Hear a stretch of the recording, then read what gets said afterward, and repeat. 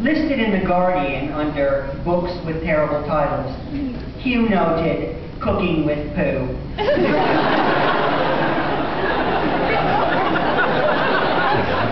This as in Winnie the.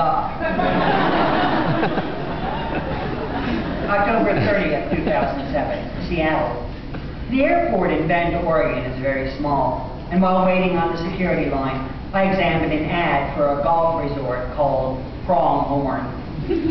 On another wall was a mammoth screen touting the Ranch of the Canyons, a housing development.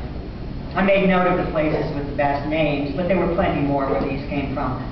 On each poster, mountains were silhouetted against a cloudless blue sky. A hawk or elk gazed with approval at a new multi-million-dollar home, while someone with a golf club shielded his eyes against the perfection of the green. So caught up was I in the advertisements that I lost track of the real world. All of a sudden, I was at the front of a line, and a security screener was asking for my ticket and ID. She was a bored-looking woman in her late 20s, and noticing the badge pinned to her shirt pocket, I was struck by how false and real estate-y her name was. "Are you really Misty Roebuck?" I asked. Then, for good measure, "The Misty Roebuck?" November 9th, 2007, London. Yesterday's Guardian included a profile of Ricky Hatton, the current welterweight champion of the world.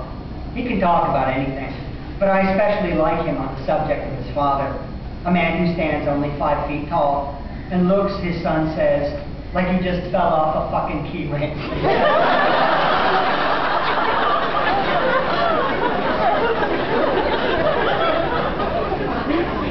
December 18th, 2007, Paris. I got a notice regarding a package, so yesterday afternoon, armed with my passport, I went to the post office just off the boulevard. The line stretched to the door, and for the first 10 minutes it seemed not to move at all. The reason, in part, is that people bank there.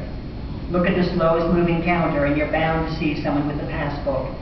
Then you see the clerk stamping a great stack of forms and frowning separately at each one. Of yesterday's 4 counters, 3 were doing bank business.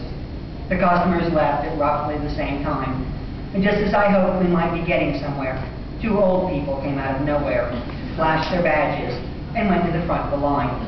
They can do that here, armed with laminated cards saying, in effect, "I am ancient." Seniors can claim priority. Worse still is that they cut in line to bank.